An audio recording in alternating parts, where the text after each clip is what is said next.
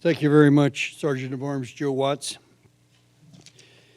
At this time, we're going to be starting our second part of the meeting. And this is the time for reflection on one of the finest Toastmasters and finest veterans that ever lived in Carroll County, Mike Maddog Sater. Who was Mike Sater? He was a personal friend of mine and all of our Toastmasters, and for 7 years that Mike was in Toastmasters. When Mike came to Toastmasters 7 years ago, what he wanted to do is he wanted to become a better speaker. Because in Toastmasters, what we are, we're speakers, we're listeners, just like John Combardier had in his evaluation seminar. And number three, the third part of it, is that we create leaders.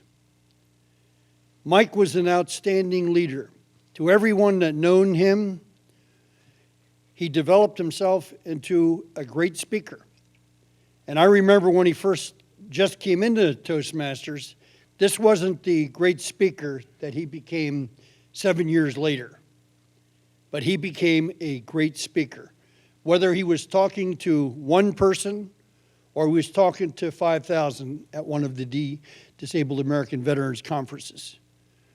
And I was so proud of him, the way he grew, because he thought of not of himself. Here's a guy that for 33 years, he worked at General Motors in a supervisory position. He retired. So what did Mike Maddog Sater do? And he didn't sit on his laurels. He didn't go out fishing and that, but he did motorcycles. He loved to ride his motorcycle, his Harley. But what he did, he devoted his life to his fellow veterans.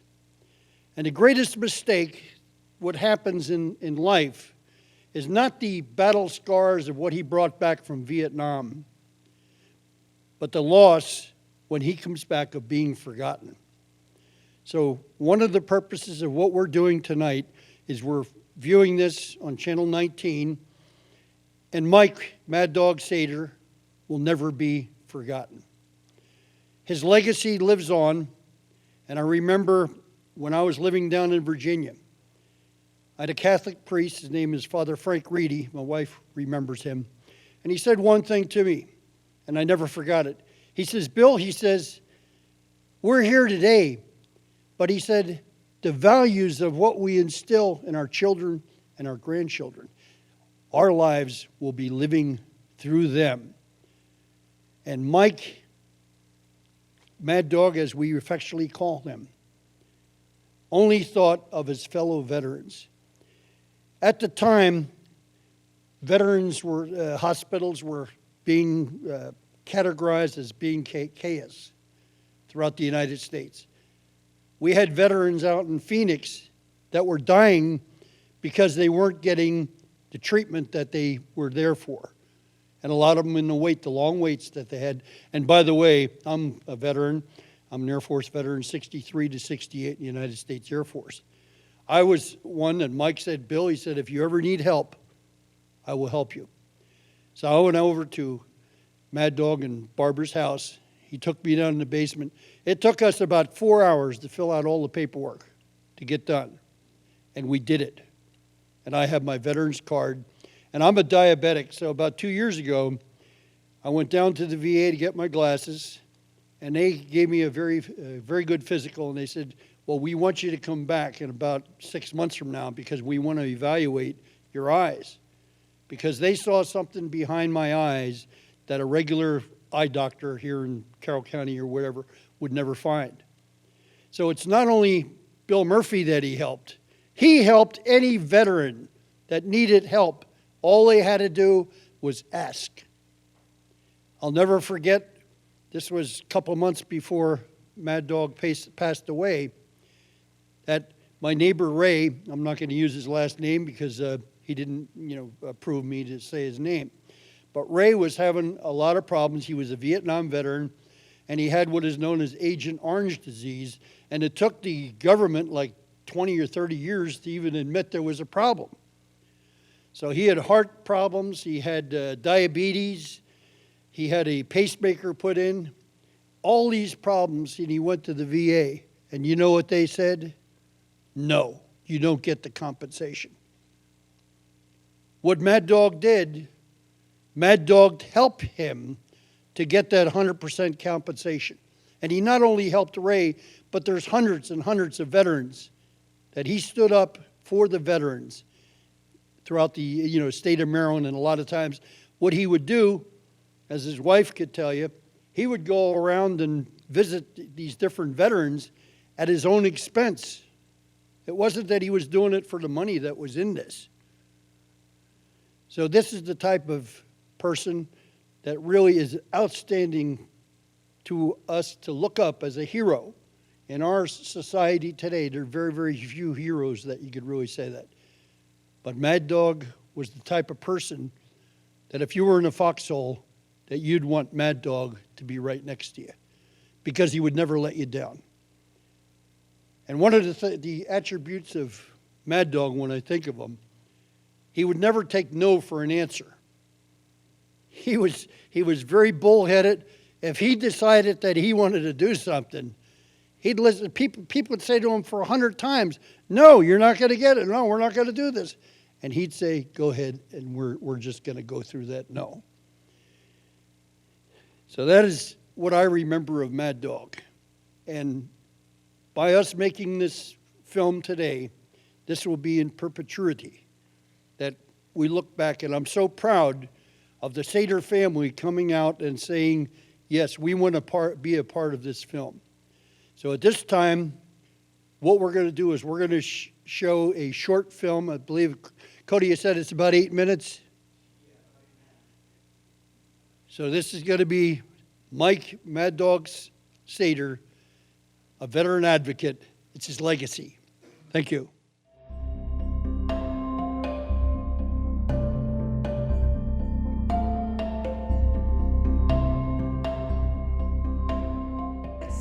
For us, if we needed it, he was always there to keep pushing us to do our best, and always wanted the best for us, no matter what we were doing in life.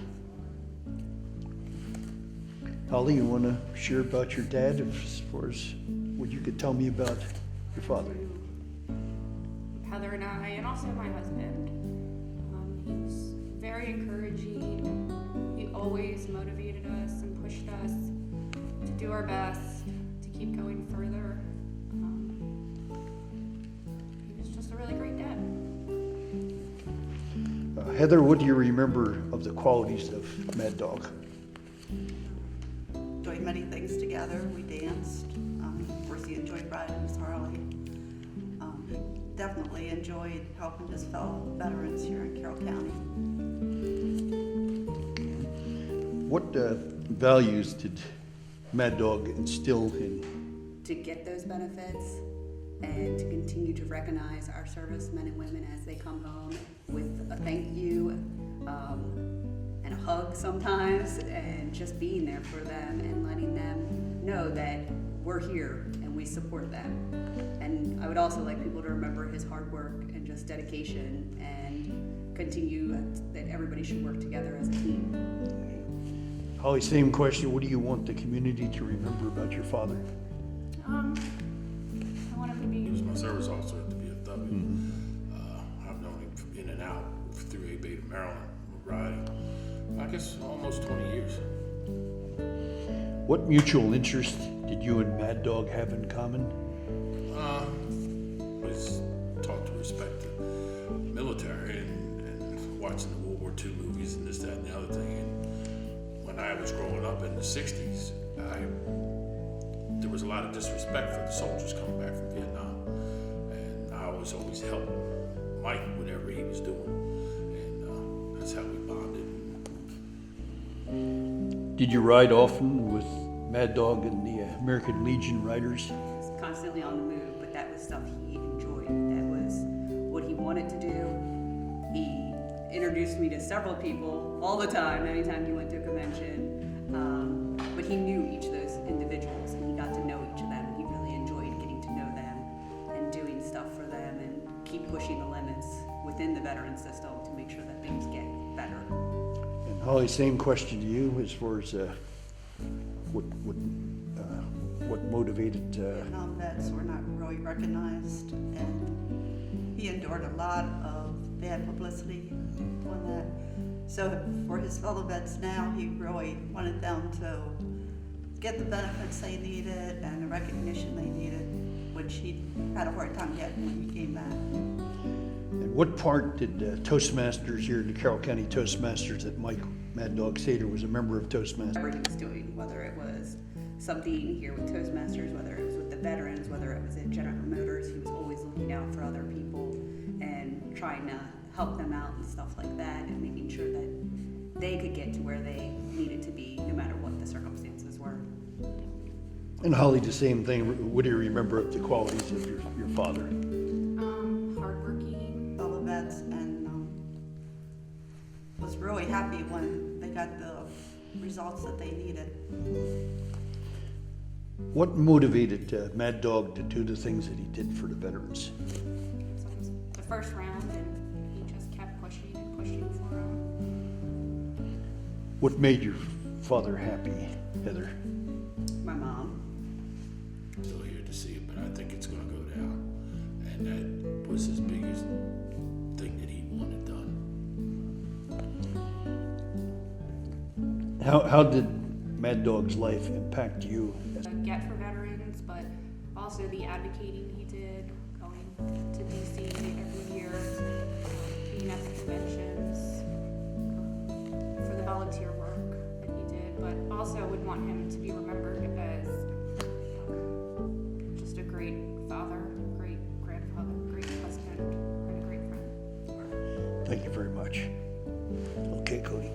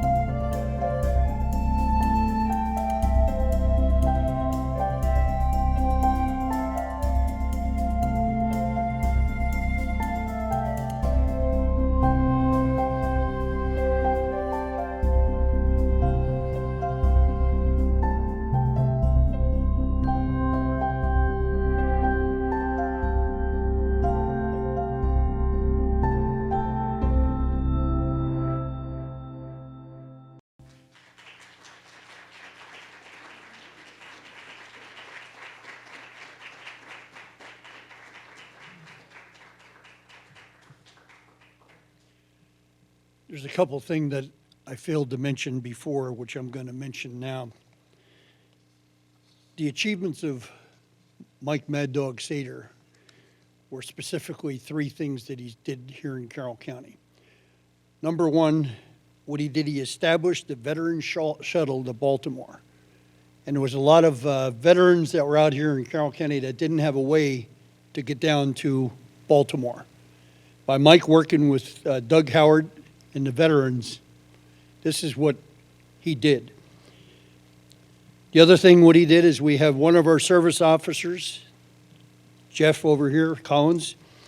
We're the only county in the state of Maryland that not only have one, but two. We have another one, Jim Hillman is the second veterans officer that we have here in Carroll County to help our 14,000 vets get their compensation and get their help through the VA. The third thing is what Tom Williams alluded to.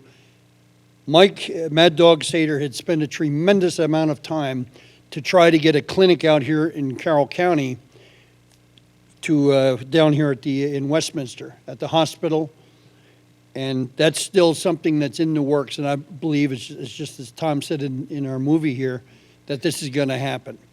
So they're the three things that Maddog reminds me of. And I'd like to close with this quote from Steve Krasowski, and he was a battlefield medic in Vietnam. I expect to pass through this world but once.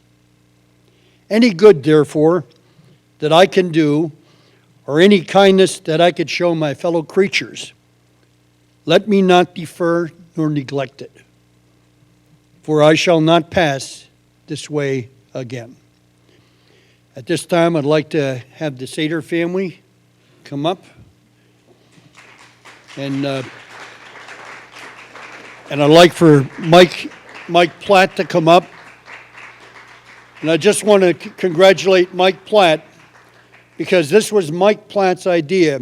This award that we're going to present to the Sater family was Mike Platt's idea.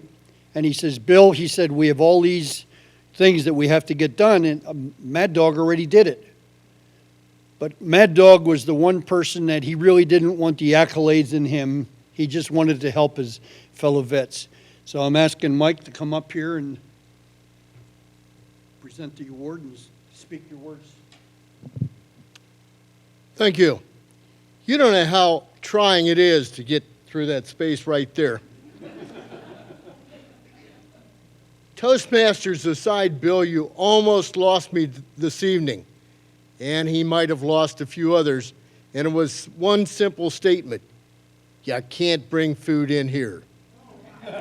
And for those of you who have witnessed, I seldom, if ever, leave food behind. Thank you. Tonight, you've heard a lot of emphasis put on Toastmasters as a public speaking group. But it's not all that. The theory behind Toastmasters is better listening, better thinking, better speaking. And you notice which one of them comes in last. Several years ago, Toastmasters expanded and brought into being a section called leadership to complement the public speaking role. And tonight, I want to present an award called the Competent Leader in memory of Mike Sater, because in addition to being a speaker, he was in fact a leader. And he achieved all of the things that needed to be done. So, Mrs. Sater. This is Mike Sater's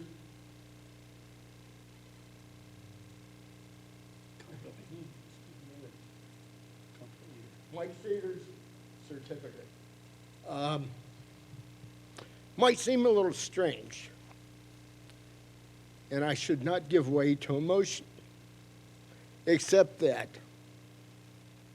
I got my veterans benefits because of Mike Sater. Thank you. Yes, good job. Thank you very much.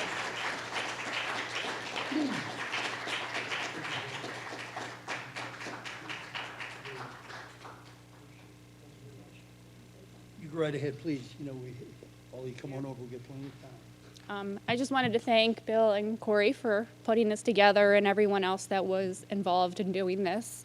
You know, I hope this video allows for future veterans to be motivated and want to do the same work that my dad was doing, and to continue giving back to veterans and helping them, and just being an advocate, because as many of you know, they need that. So my dad would certainly not have wanted this video put together, because he was a very humble man, but this means a tremendous amount to us. It will be so great to have this video to show my children, and they will, you know, get to hear some stories about what a great person he was. And so I thank you for putting this together for us. Thank you very much, Holly. Very nice.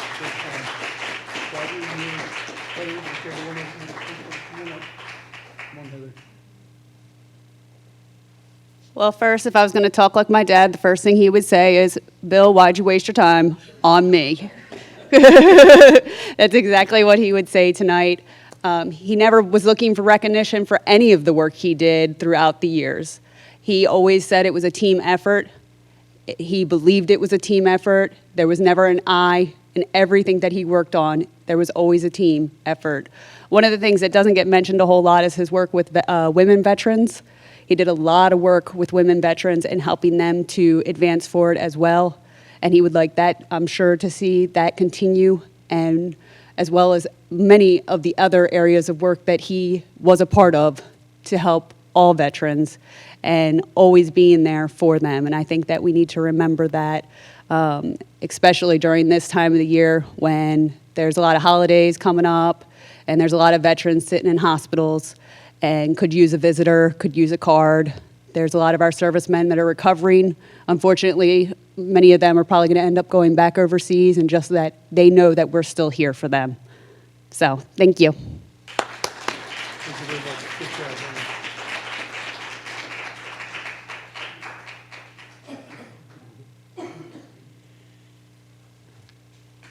All right, let's give a hand to Barbara and Holly and Heather.